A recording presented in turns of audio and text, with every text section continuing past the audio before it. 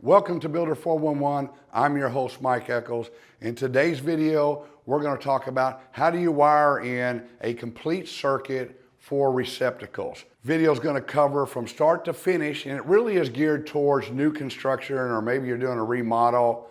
Then this video is really geared more towards that. But a lot of the basic principles that I'm going to cover in this, you can do whether you need to replace a receptacle or maybe you're just going to add in one or two. So if you're ready, I'm ready. Let's get started.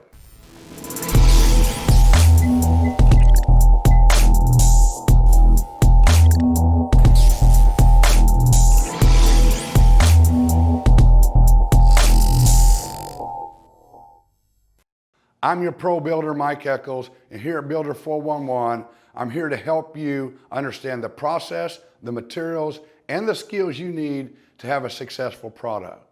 Now, for today's video, we're going to be talking about receptacles and how you wire in from start to finish those receptacles. It's really going to be laid out for, like, if you're doing an addition, maybe a remodel, or even brand new construction. Before I get started, what I want to talk about is two warnings. First of all, know your local codes. Depending on where you pull your building permits, in other words, in most cases, if you're going to do a remodel or a brand new construction or even add on a room, you've got to get a building permit.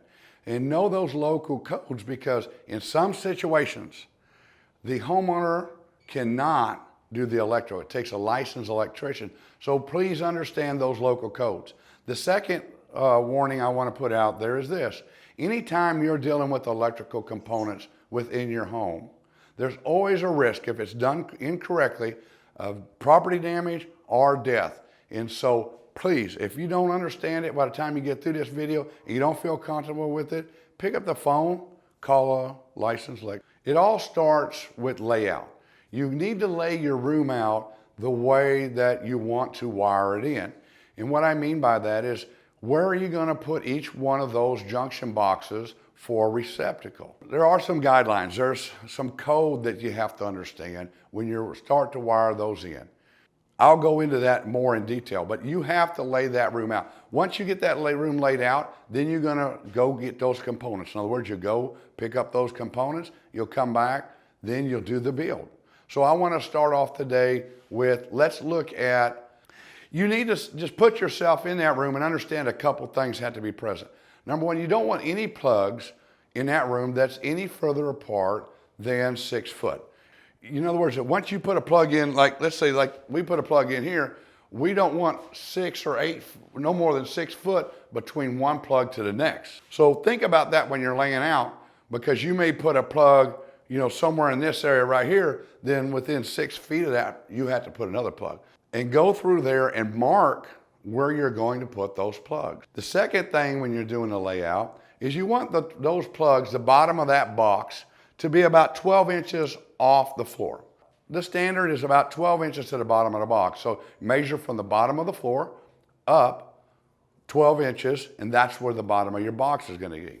And so everywhere you want one of those, go ahead and draw you a line 12 inches from the bottom of the floor and put a mark. So that way you know one of those junction boxes or receptacle boxes are going to go there. And you do that throughout the whole room. Now, in layout, there's a couple things you got to keep in mind. Is you have to have power to the room. So typically this all happens during your initial phase of construction. You're going to go to your junction box and you're going to pull a lead into this room. So for example, like we're in a bedroom right here. In this bedroom, from that junction box, what we need is a 20 amp breaker to feed this room. We got a bedroom, a closet, and a bathroom. In that layout, in the initial layout, we're going to bring a wire, a 12-2 wire, and I'll explain to you what that 12-2 means. We're going to bring a 12-2 wire on a 20 amp breaker from our junction box all the way into this room. And typically you go in the attic above. So in this wall, for example, when we're doing our layout, we know that we're going to come down here with a lead, and we're going to pull in from there.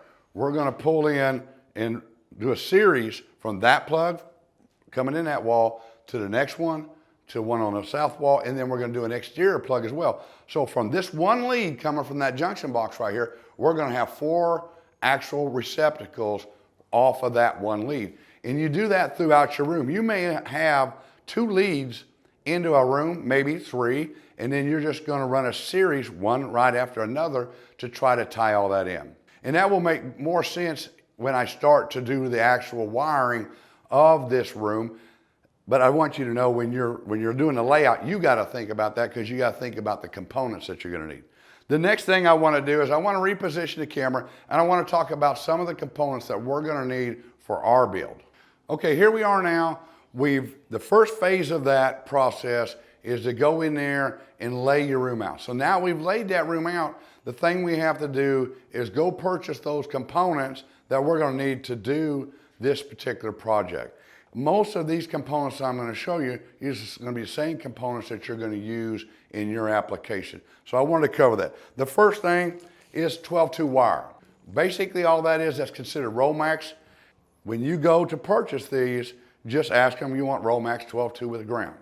Don't overcomplicate it, because there are some selections there, but all you need is residential electrical wire 12-2 with a ground. That's all they'll need to know, and they'll be able to get that for you. The next thing is just some standard receptacle boxes. However many of you are going to need for your application. In ours, we need 8, so we had to purchase 8 of those.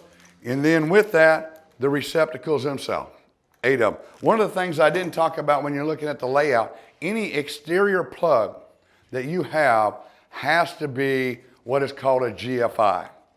And I won't go into all what a GFI is, but basically what a GFI does is it stops you from being electrocuted. That's really what you need to know. And you have to have a GFI, either the receptacle like this is, or a breaker for any exterior plugs or plugs that are involved, like a restroom. So if in your bathroom, if you're going to do a plug-in in there, it has to be on a GFI. If you're going to do receptacles in your kitchen, those have to be on GFI. So anywhere that you are going to be out, an exterior, a bathroom, a kitchen, 90% of the cases, you're just going to put that a receptacle in and call that good. There are a few exceptions when breakers do make better sense. For example, like a kitchen, where you're going to have 4 or 5 of those receptacles right there where people can see them. It's not very cosmetically appealing to the eye in a kitchen. So what you would do is run a breaker that's a GFI breaker on that lead coming into that kitchen, and then that breaker would cover you as far as your GFI. But in our application, we're going to use the GFI receptacles, and in ours we have one for the exterior and one for our bathroom. So just note that you have to have these in those locations. The next thing you're going to need is some cover plates. So for every receptacle, you need a cover plate. And again, there's just multiple choices. You go in there and you pick out what you want for your project. But I would keep it simple. Some red wire nuts. They make different colors.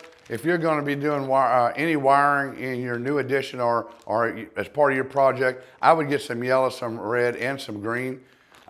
If you get the green ones, make sure you get them with the hole in the end. I'll show you one as we start to wire this up. You're going to need a hammer, a stripper. This allows you to strip the wires off the end. A Romex stripper. This is a great tool, guys. They're pretty inexpensive. Some people want to trim their Romex, and you'll see what I'm talking about. They want to strip that Romex with a utility knife. You don't want to do it that way. There's a chance you could nick into the coating of one of the other wires. You can find these at any of your big box stores. A drill, a 3/4 inch drill bit, a wood bit, something of this nature, a screwdriver, a tape, and a pencil. Those are the basic components you're going to need to wire this in. Keep it simple. Get your list together from your layout. Go to your Lowe's or Home Depot. We went through 2 phases already of this project. The first phase was we laid out the complete room so we would know what components we were going to need to go purchase. The second part of that process, we went and purchased those components. So now we're going to take those components and we're going to do what is known as rough in. We're going to rough in our electrical. So we want to start with our junction box. And in this case, we're going to put one of these everywhere we laid out during the initial process. where we want one of these. So, and then we have another one here on this stud, and then another one over here. So let me add this other one.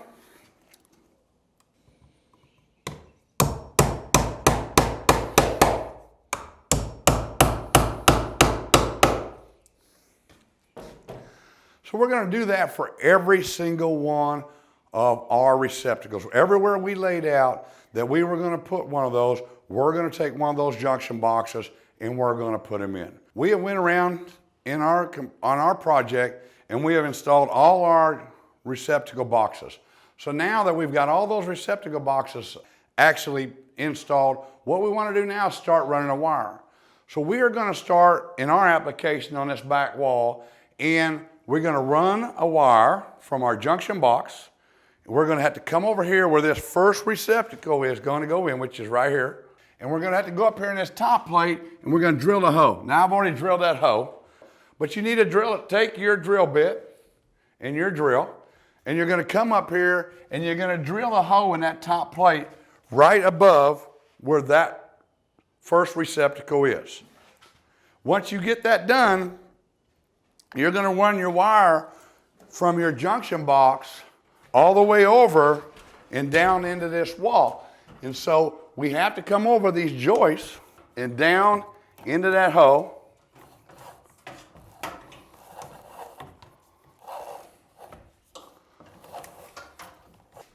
Now what we've done is we have run a wire from our junction box into that hole that we drilled down to this box.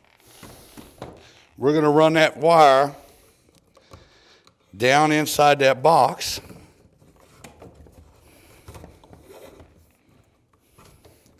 And so that's our feed wire for the start of our series. So remember what I talked about in my layout. I got a box right here. Now I'm going to run a wire from that box to this middle box, all the way over to this end box, which I don't know that you can see. And it's just pretty straightforward. You drill a hole. You come in there and you drill a hole in the top of each one of these 2x4s with your drill bit all the way across. This will make sense here in just a second. So now, hopefully you can see that, but as you can see, I run a wire from here, from this junction box over here, all the way to this one. And all I did is I went up here and I took my drill and my wood bit, and I cut my holes in there. And I wanted to keep those, you want to try to keep those level across there. You don't want one to be down here and one to be up here. You want to try to make that look nice and neat.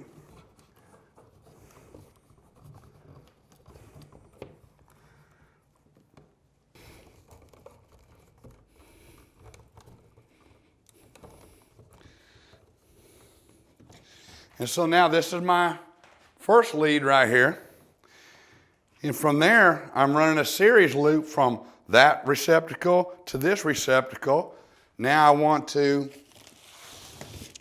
do the very same thing. I had to finish drilling one here.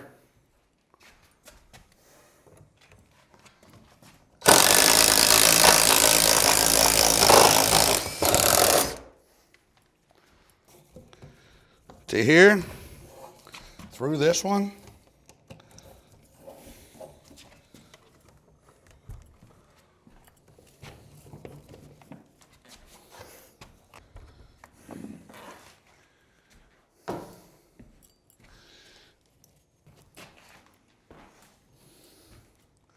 All I'm doing is I'm just running these in each one of these boxes.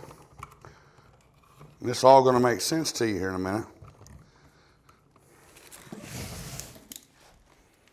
What I've done, this is my feed wire, all the way from my junction box down to this box. Then I'm going from that box, I'm going to a series. I'm going from there to this one. That's going to feed this box. Then I'm coming from this one to feed the box in the end down there. So now we have that series completed. And the last thing in this process is that we staple these wires in place so that they don't get pulled apart. The rule of thumb is about 6 inches from the box.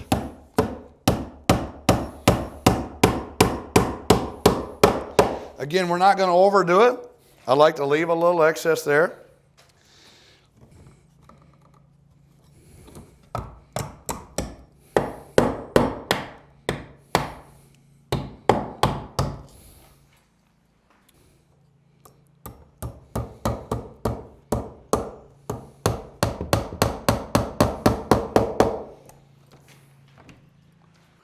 At this point, this is considered rough in.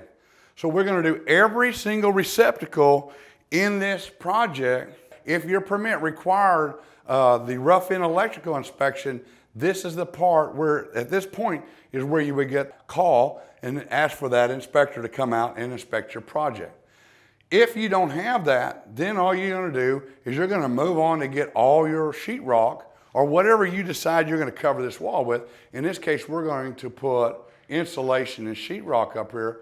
Okay guys, I've relocated the camera. This is at that first junction box where we brought in the electric lead, and then we run a jumper from here going over. So this is our power lead that's going to power this whole circuit. This goes over to the other receptacle on down the run. So what I'm going to do first is I'm going to take this stripper, and in the end of this stripper there is a little knife, and you put it on this Romex, and so it allows us to cut that Romex back. So I go all the way back to the back of that box, and then I come back with it.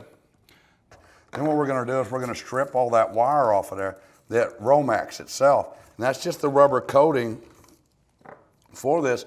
It actually comes with a little cutter to cut that as well. And so we're going to cut that off of there. It can be a little bit cramped in these boxes at times, but you just learn to work with it. And so now what I have in here, this is our feed.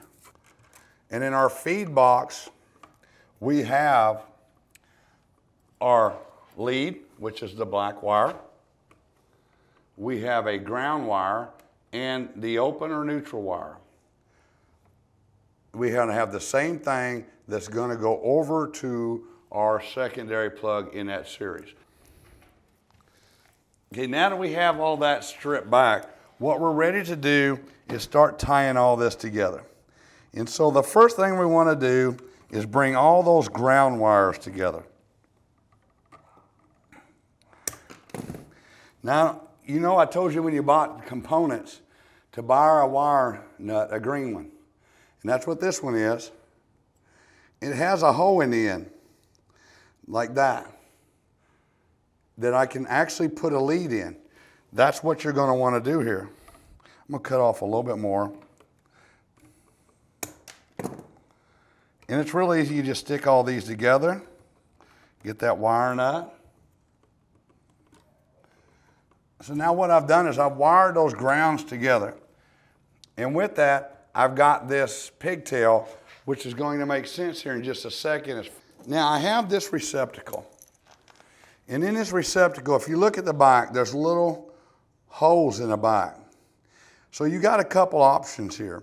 You can actually take and trim each one of these wires off and stick them in the back here, in the back to those holes. And then once you strip that 3/4 of an inch off, you can just slide that in the back of this receptacle. I don't like to do it that way. There is a difference in what side goes where. And this is the one that most people mess up the most, is what side does my black wires go to and what side does my white wires. And the easiest way to do that and to tell that, it'll tell you on the back here if you can read it, but if you notice these, it's hard to tell. These are not a brass where these are. See, these are kind of a brass color. This is going to be your lead side or your feed side. Another way to kind of remember, a lot of times whatever side your ground is on, that's the same side that your open or your neutral is going to go on. So that switch is going to go in like that. So I need my white wires to go over here, which are my neutral wires. So I'm going to start off by getting them prepped. And you start to learn that if you just kind of push this all back in a box, pull your leads out here, Cut them off about where you need them. Now, remember I told you these strippers have numbers on them. This says a 12, a 14, a 16. We're going to put them in a 12 like this. We're going to go back about 3/4 of an inch, and we're going to strip those off. See how easy it comes off there? We're going to look at our plug. This is our silver side. We're going to bring these in, and we're going to wire those up. And if you take your dikes and you kind of start to bend that wire like this, it kind of helps you. Then when you get it in here, you bend that. That's why a good pair of dikes, in this case, helps you. And I don't know, again, if you can see that. It's kind of hard to see how that is wired in there. See how that comes right to there? Then we're going to take our screwdriver and we're going to tighten that up. And that's our first one in there. Now we're going to take our second one the same way. And if you'll see how I kind of bent that, put that around there.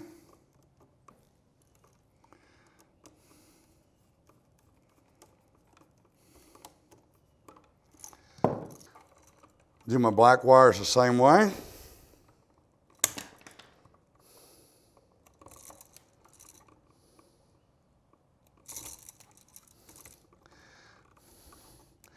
And if you notice this nut, it turns this way. It tightens clockwise like that.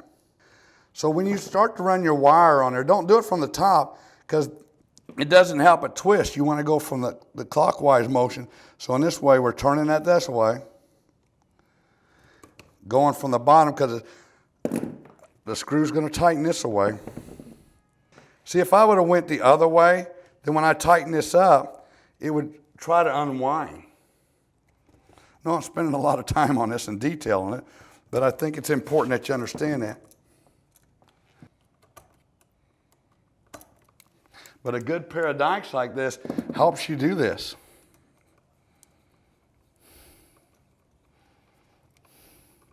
So there we are. All we got left now is to take our ground and tie our ground in. We're going to do it the same way. It screws clockwise motion this way.